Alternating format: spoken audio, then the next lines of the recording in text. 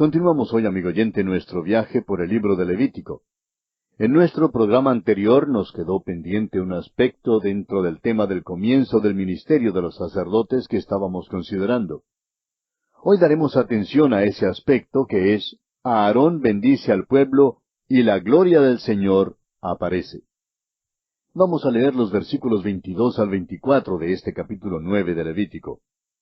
Después alzó a Aarón sus manos hacia el pueblo y lo bendijo. Y después de hacer la expiación, el holocausto y el sacrificio de paz, descendió. Y entraron Moisés y Aarón en el tabernáculo de reunión, y salieron y bendijeron al pueblo. Y la gloria de Jehová se apareció a todo el pueblo. Y salió fuego de delante de Jehová, y consumió el holocausto con las grosuras sobre el altar. Y viéndolo todo el pueblo, alabaron y se postraron sobre sus rostros. Qué grande bendición es la que vino después de la ofrenda de los 3 sacrificios, la ofrenda por el pecado, el holocausto y la ofrenda de paz. Se cree que cuando Moisés y Aarón entraron al tabernáculo, permanecieron allí hasta la hora del sacrificio de la noche, cuando salieron para bendecir al pueblo, y que precisamente cuando salieron fue cuando la gloria del Señor apareció. Ahora todo este ritual es consumado, y Aarón es consagrado como sumo sacerdote. Los israelitas, viendo todo esto, alabaron a Dios y se postraron sobre sus rostros. Amigo oyente, Cristo nuestro sumo sacerdote ya ha entrado en el lugar santo que está en el mismo cielo, y hoy mismo Él está intercediendo allí por usted y por mí. Asegúrese, amigo oyente, que este Cristo viviente sea personalmente su sumo sacerdote. Póstrese ante Él en adoración y alabanza. Y en esta forma, amigo oyente, concluye nuestro estudio del capítulo 9 de Levítico. Entramos ahora en el capítulo 10. En los capítulos que acabamos de estudiar, considerábamos con todos sus detalles el rito de la consagración al sacerdocio. Pero ahora, en el capítulo 10, nos encontraremos con un sorprendente relato sobre el caso de 2 hijos de Aarón, Nadab y Abiú, quienes pretendieron desempeñar sin autorización alguna el oficio del sacerdocio, y quienes por consiguiente tuvieron que sufrir la pena de muerte. Esperamos que usted, que ha podido acompañarnos regularmente en estos estudios sobre el libro de Levítico, ya se haya dado cuenta que este libro tiene muy pocos pasajes narrativos. La realidad es que hay solo 2 en todo el libro. En cambio, este libro está repleto de instrucciones, ritos, reglamentos y leyes, todo lo cual hace que su lectura sea difícil. Bueno, aquí tenemos un cambio brusco en todo esto, ya que es un capítulo escrito precisamente en estilo narrativo. Sin embargo, encontraremos que debido a su temática, su lectura no es de las más deleitables, ya que lo que relata es una tragedia horrible.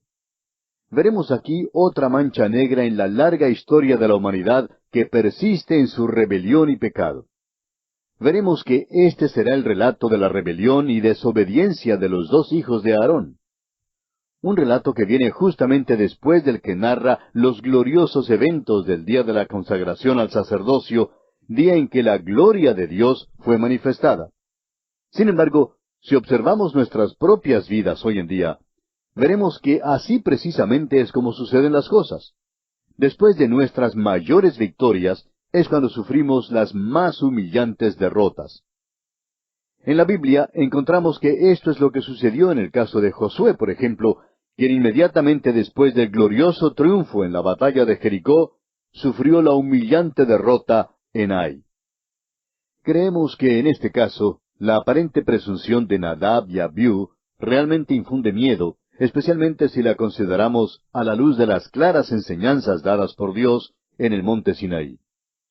En Éxodo capítulo 19, versículo 22, Dios dijo: «Y también que se santifiquen los sacerdotes que se acercan a Jehová, para que Jehová no haga en ellos estrago». Y luego, una vez más, en Éxodo capítulo 30, versículos 34 al 38, donde Dios dio a Moisés la fórmula para el incienso para el tabernáculo, Él dice en los versículos 37 y 38, «Como este incienso que harás, no os haréis otro según su composición. Te será cosa sagrada para Jehová. Cualquiera que hiciere otro como este para olerlo, será cortado de entre su pueblo. Sin embargo, veremos que Nadab y Abiú quebrantaron ambas disposiciones. Ahora, ¿qué fue lo que ocurrió aquí? Bueno, Dios demostró por medio de este incidente su absoluta santidad en el mismo comienzo de la edad de la ley. Ahora bien, algunos quizá dirán que al comenzar la edad de la gracia no ocurrió nada similar para enfatizar la santidad de Dios. Pero por favor, no pasemos por alto el caso de Ananías y Zafira, quienes, como vemos en Hechos capítulo 5, versículos 1 al 11, pretendieron engañar al Espíritu Santo. En ese caso, una vez más, la muerte inmediata fue la pena drástica que fue impuesta. Amigo oyente, Dios es santo, y nunca debemos olvidar que su trato con sus hijos siempre es a base de la santidad. El escritor a los Hebreos, en el capítulo 12 de su carta, versículo 29, establece que nuestro Dios es fuego consumidor, una verdad que debe acompañarnos en todo momento en nuestros días. El apóstol Pablo, en su segunda carta a los Corintios, capítulo 5, versículo 11, dice, «Conociendo pues el temor del Señor, persuadimos a los hombres». Y esto es también lo que debemos reconocer hoy en día. Hay una amonestación más en el capítulo 12 de la carta a los Hebreos, versículo 25, donde dice, «Mirad que no desechéis al que habla, porque si no escaparon aquellos que desecharon al que los amonestaba en la tierra, mucho menos nosotros si desecháremos al que amonesta desde los cielos». Y este es uno de los más grandes pecados de estos tiempos, el de no escuchar lo que Dios tiene que decir en su palabra. El mundo actual rehúsa prestarle la menor atención a la palabra de Dios. Entrando ahora en nuestro estudio directo de este capítulo 10 de Levítico, vamos a comenzar con un breve bosquejo. El tema central de este capítulo es las restricciones sobre los sacerdotes. Y analizaremos este tema en tres aspectos. Primero, el incidente de Nadab y Abiú, hijos de Aarón, contenido en los versículos 1 al 5. En segundo lugar, aparecen las instrucciones que resultan de este incidente en los versículos 6 al 11. Y por fin tenemos el mandato con respecto a las ofrendas en vista de este incidente en los versículos 12 al 20. Comencemos pues con el primer aspecto, esto es, el incidente de Nadab y Abiú, dos hijos de Aarón. Leamos para ello los primeros dos versículos de este capítulo 10 de Levítico. Nadab y Abiú, hijos de Aarón, tomaron cada uno su incensario, y pusieron en ellos fuego, sobre el cual pusieron incienso, y ofrecieron delante de Jehová fuego extraño, que él nunca les mandó. Y salió fuego de delante de Jehová y los quemó, y murieron delante de Jehová. Puede arguirse aquí que la pena de muerte fue quizá demasiado severa para la transgresión que se cometió. Pero note usted lo que dice la última parte del primer versículo. Dios dice aquí que Él nunca les mandó. Creemos que esto revela algo sobre la enormidad del crimen, y es por eso que la pena es justa. Su desobediencia fue premeditada y considerada a la luz del mandamiento explícito de Dios. Ahora, exactamente, ¿qué fue lo que hicieron para incurrir en un juicio tan severo? Este hecho ha sido llamado el culto o adoración de la voluntad propia, y eso es lo que sucedió. Pero con precisión, ¿qué fue lo que hicieron de malo? Quisiéramos mencionar tres sugerencias que se han anticipado. En primer lugar, probablemente no tomaron las brasas del fuego del altar para encender sus incensarios. Este era el fuego que había descendido del cielo. Aparentemente se había dado por entendido que este fuego descendido de Dios era el único que se podía usar para las ofrendas.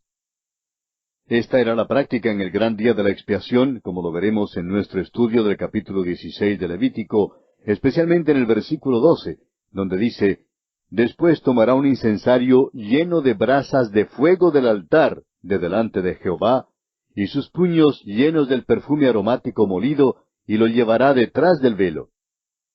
Notaremos también que este era el mismo ritual que se observaba durante el tiempo de la rebelión de Coré, mencionada en Números capítulo 16, versículo 46. Debemos asumir entonces que este método era el único correcto y que el ritual que observaron Nadab y Abiú fue contrario a lo prescrito por Dios. En segundo lugar, otra manera en que desobedecieron a Dios fue en su recuento del tiempo que no estuvo de acuerdo con el ritual dado por Dios. La hora para el ritual para el día ya había terminado. Debieron haber consultado con Aarón antes de hacer lo que hicieron. Al parecer, querían obtener una repetición de la maravillosa manifestación del capítulo anterior. ¿No es este, amigo oyente, el problema de nuestros días, cuando mediante el culto de nuestra voluntad tratamos de duplicar lo que Dios ha hecho? Son muchos los que con sus propias fuerzas tratan de duplicar las experiencias del día de Pentecostés. Pero, amigo oyente, esto es adoración de la voluntad, y Dios no acepta tal cosa. Dios es soberano y es su voluntad la que será cumplida en todo. El Espíritu de Dios moverá según sea su soberana voluntad. Nuestro deber es el de simplemente hacernos disponibles y obedientes a Él. En tercer lugar, otros han supuesto que Nadab y Abiú se entremetieron más allá del velo al lugar santo que había sido expresamente prohibido. Y creemos que hay justificación para tal punto de vista, ya que leemos en Levítico capítulo 16 versículos 1 y 2, «Habló Jehová a Moisés después de la muerte de los dos hijos de Aarón, cuando se acercaron delante de Jehová y murieron.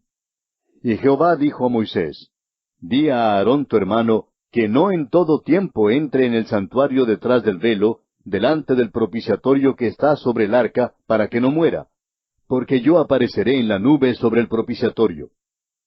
Vemos aquí establecida entonces la prohibición para entrar en todo tiempo en este lugar santo, y que aparentemente esta prohibición fue el resultado directo del incidente de Nadab y Abiú.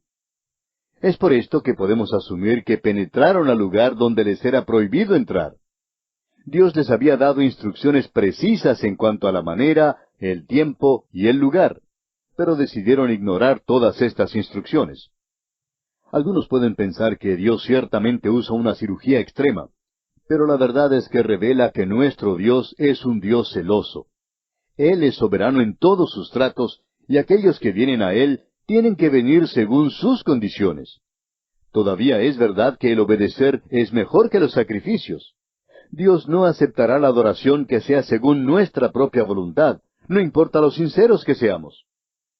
Debemos notar también aquí que el alto puesto de estos hombres no les ofreció ninguna inmunidad. La ejecución repentina de juicio aquí es algo realmente asombroso. No se puede evadir la declaración de que el fuego fue del Señor. Nosotros también tenemos que reconocer que el juicio de Dios no es ajeno a la edad de la gracia. Puede que no sea siempre tan repentino, pero es seguro que se realizará. El apóstol Pablo, en su primera carta a los Corintios, capítulo 11, versículo 30, nos dice, «Por lo cual hay muchos enfermos y debilitados entre vosotros, y muchos duermen». Y en el caso de Ananías y Zafira, fue tan repentino y seguro como en el incidente de Nadab y Abiú. Ahora, eso no significa que el creyente en Cristo pueda perder la salvación. Nadab y Abiú y Ananías y Zafira no perdieron su salvación, ni la perdieron los creyentes en la congregación de Corinto sobre quienes cayó el juicio. Esto lo vemos claramente expuesto en los versículos 31 y 32 de la primera carta a los Corintios capítulo 11, donde Pablo dice, «Si pues nos examinásemos a nosotros mismos, no seríamos juzgados. Mas siendo juzgados, somos castigados por el Señor para que no seamos condenados con el mundo». A veces la muerte física es un juicio para el Hijo de Dios. Hay pecado de muerte, según Primera de Juan, capítulo 5, versículo 16. Pero lo que se trata aquí es sólo la muerte física, y el Hijo de Dios no es condenado con el mundo. Estos juicios, tanto en el Antiguo como en el Nuevo Testamento, son ejemplos para los creyentes de que Dios detesta el culto de la voluntad. Pero en ambos casos, la condenación no es muerte eterna. El creyente tiene que venir tal como Dios quiere que venga, solo en los méritos de Jesucristo.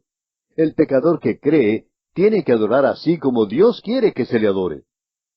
El escritor a los Hebreos en el capítulo 10 de su carta, versículos 19 al 22, nos dice definitivamente que debemos venir confiadamente a Dios, pero que debemos venir mediante la sangre de Jesús.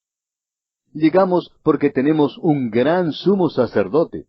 pero debemos venir con corazón sincero, en plena certidumbre de fe, purificados los corazones de mala conciencia y lavados los cuerpos con agua pura. Dios discierne el estado de nuestro corazón, como dice Levítico capítulo 10, versículo 10, para poder discernir entre lo santo y lo profano, y entre lo inmundo y lo limpio. No crea usted, amigo oyente, que Dios no puede obrar con juicio hoy en día, tal como en el día de la iglesia de Corinto. Hoy en día también hay muchos enfermos y debilitados entre vosotros, y muchos han muerto. Algún día, en el día señalado por Dios, Jesús vendrá sobre el mundo perdido con juicio de fuego. No trate de esconder su cabeza en la arena como pretende el avestruz. Enoc predicó en cuanto a esto. Judas, en su carta, los versículos 14 y 15, dice, de estos también profetizó Enoc, séptimo desde Adán, diciendo, He aquí vino el Señor con sus santas decenas de millares, para hacer juicio contra todos, y dejar convictos a todos los impíos de todas sus obras impías que han hecho impíamente, y de todas las cosas duras que los pecadores impíos han hablado contra él. El apóstol Pedro también dijo lo mismo en su primera carta, capítulo 4, versículo 18. Y si el justo con dificultad se salva, ¿en dónde aparecerá el impío y el pecador? Quiere el Señor que cada uno de nosotros aprendamos a juzgarnos a nosotros mismos, de manera que Dios no tenga que juzgarnos. Y tenemos que detenernos aquí, amigo oyente, porque nuestro tiempo ha concluido por este día. Retornaremos en nuestro próximo programa en la continuación del estudio de este capítulo 10 de Levítico. Mientras tanto, le sugerimos leer los versículos finales de este capítulo 10 para estar al tanto de lo que estudiaremos en nuestro próximo programa.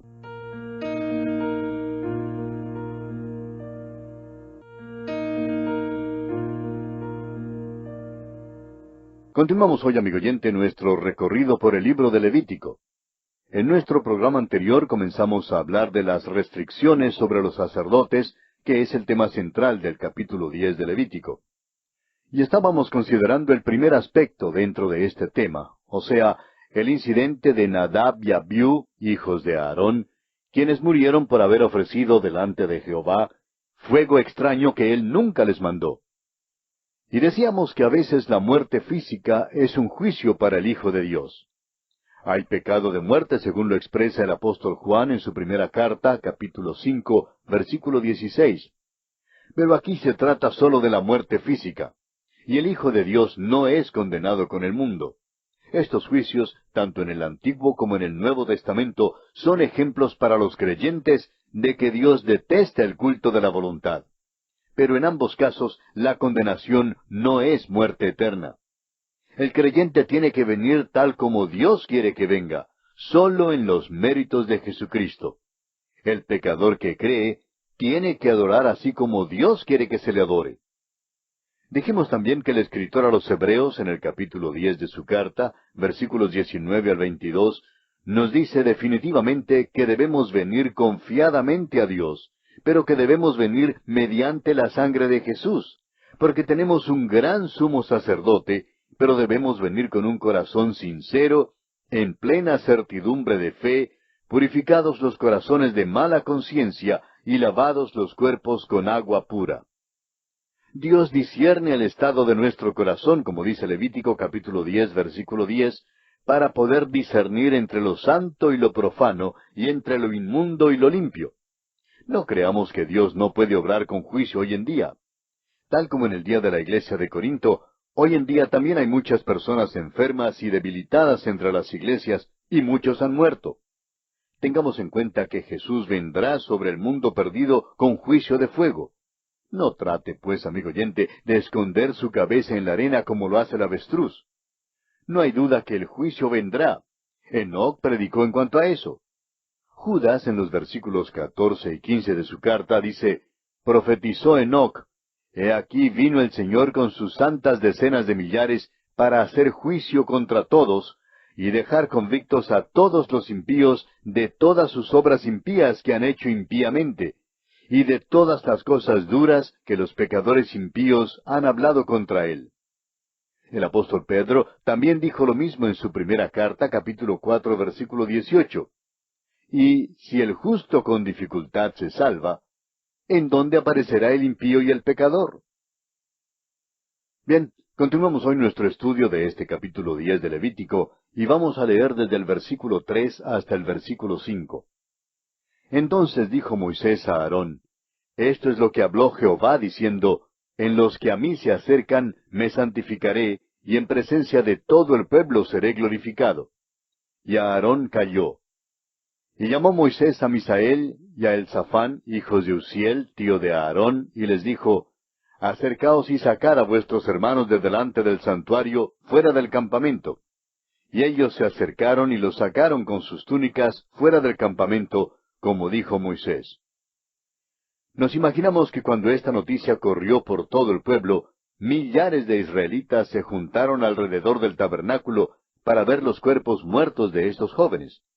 Como explicación por lo sucedido, notemos que Moisés cita las palabras del Señor que aparecen en Éxodo, capítulo 19, versículo 22, donde leemos: Y también que se santifiquen los sacerdotes que se acercan a Jehová, para que Jehová no haga en ellos estrago. Aquellos que han sido traídos a una relación estrecha con Dios deben ejercer un discernimiento muy cuidadoso y definido en cuanto a la santidad y las demandas justas de Dios. Notemos lo que dice Amós capítulo 3 versículo 2, y deseo que preste usted especial atención a estas palabras. Dice allí: A vosotros solamente he conocido de todas las familias de la tierra, por tanto, os castigaré por todas vuestras maldades. Amigo oyente, Dios juzga a sus santos hoy en día para dejarle saber al mundo que Él es un Dios santo, un Dios que castiga toda iniquidad. Ahora, la actitud y conducta de Aarón aquí son dignas de nuestra atención.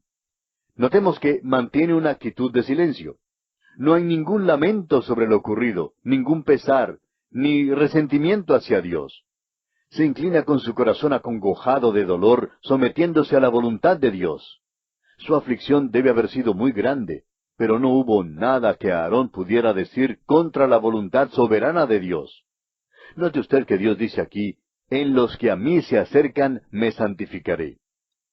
Moisés les pidió a 2 de los sacerdotes, primos de los 2 que habían muerto, que quitaran los cuerpos de delante del santuario. Mientras miraban espantados los israelitas, los cuerpos fueron llevados fuera del campamento. Y llegamos ahora a las instrucciones resultantes de este incidente, que es precisamente el segundo aspecto que vamos a considerar en este capítulo 10. Leamos los versículos 6 y 7 de este capítulo 10 de Levítico. Entonces Moisés dijo a Aarón y a Eleazar e Itamar sus hijos: No descubráis vuestras cabezas, ni rasguéis vuestros vestidos en señal de duelo, para que no muráis, ni se levante la ira sobre toda la congregación. Pero vuestros hermanos, toda la casa de Israel, sí lamentarán por el incendio que Jehová ha hecho.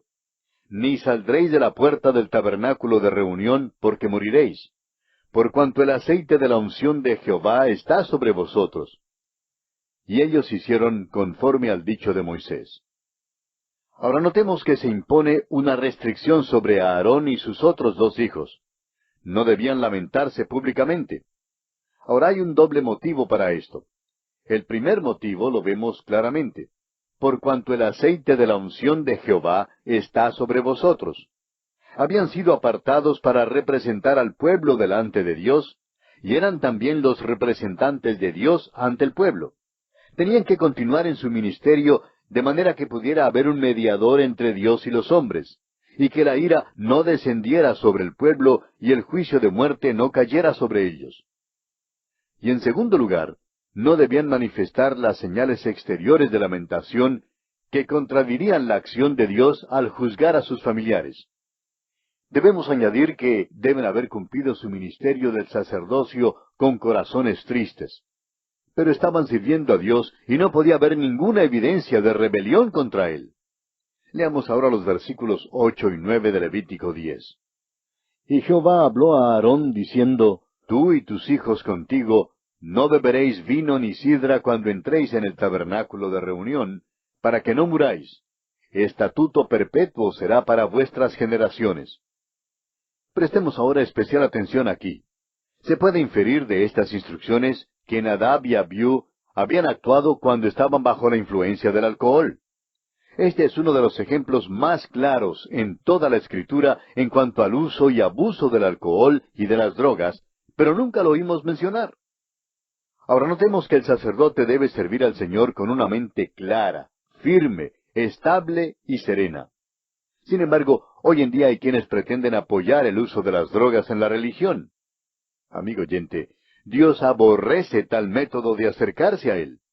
Creemos que es a esto que el apóstol Pablo se refiere cuando dice en su carta a los Efesios, capítulo 5, versículo 18, «No os embriaguéis con vino, en lo cual hay disolución. Antes bien, sed llenos del Espíritu». El creyente, amigo oyente, tiene que obtener su poder impulsador y su celo del Espíritu Santo, y no de fuentes frágiles y humanas.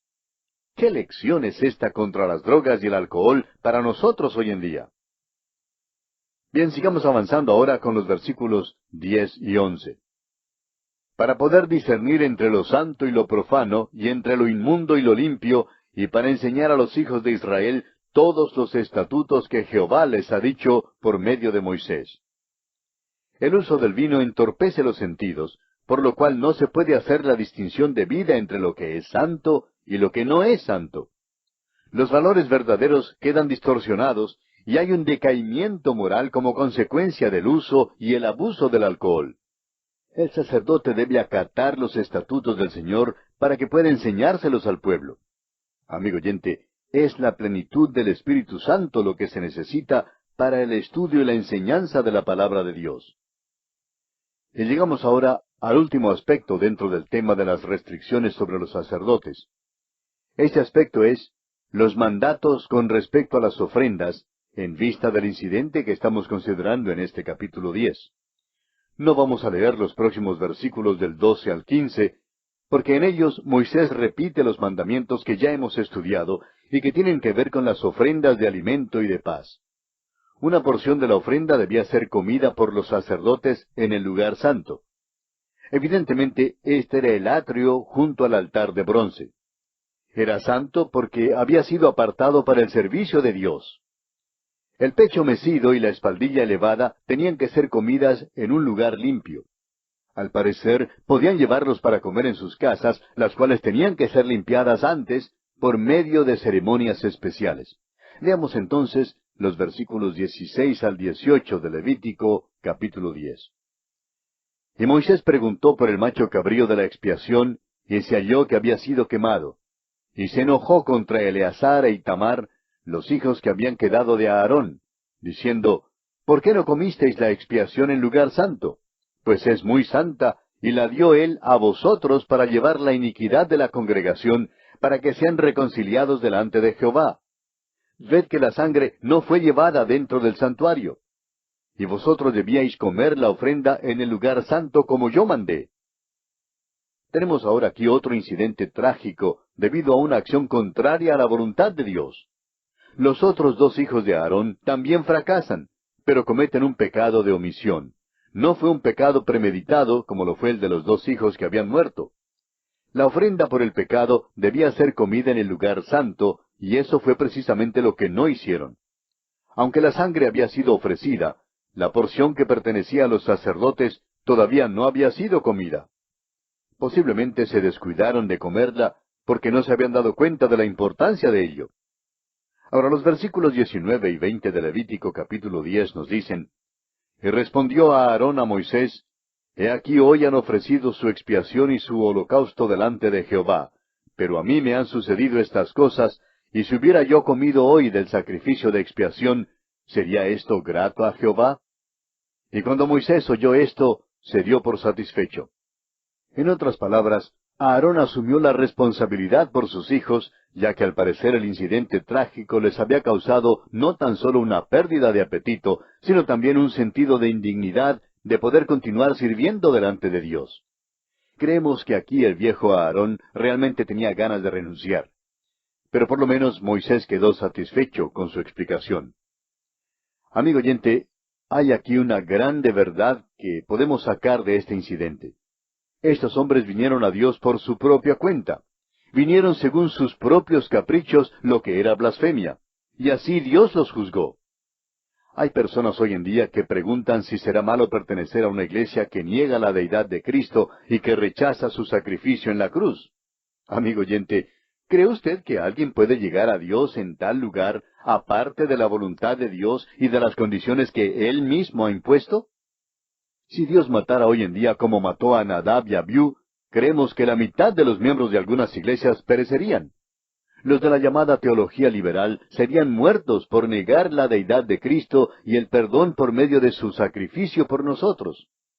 Por otra parte, muchos miembros de las iglesias que se jactan de su fundamentalismo serían muertos como lo fueron Ananías y Zafira por su hipocresía y su mentira al Espíritu Santo. Hoy en día, amigo oyente, Dios nos trata con misericordia, dándonos tiempo para el arrepentimiento y desea que los hombres vengan a un conocimiento de la verdad. De otro modo, muchos de los que profesan ser cristianos serían muertos.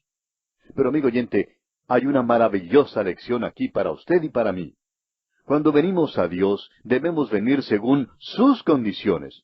Esto no es algún arreglo que nosotros podemos hacer. No somos nosotros los que formulamos los reglamentos y las condiciones para acercarnos a Dios.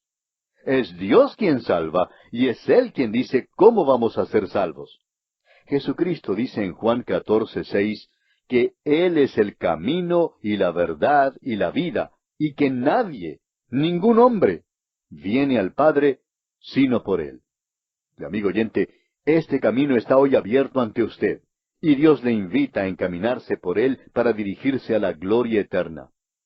El apóstol Pedro en su segunda carta, capítulo 3, versículo 9, nos dice que el Señor no retarda su promesa, según algunos la tienen por tardanza, sino que es paciente para con nosotros, no queriendo que ninguno perezca, sino que todos procedan al arrepentimiento. Sí, amigo oyente, Dios tiene paciencia para con usted, porque Dios quiere que usted venga a un conocimiento de la verdad, y esta verdad es Jesucristo, su Hijo bendito. Le invitamos, por tanto, a que usted abra en este momento las puertas de su corazón al Hijo de Dios, Cristo Jesús, y le permita entrar y constituirse en su Salvador personal, entregándole a Él todos los derechos sobre su ser, de manera que Él tome el control completo y absoluto de su vida. Y así usted no solamente dirá que Jesucristo es el Salvador de los hombres, sino que con profunda convicción, con absoluta certeza y con gozo rebosante en su corazón, usted podrá decir como millares más, Cristo Jesús es mi Salvador personal.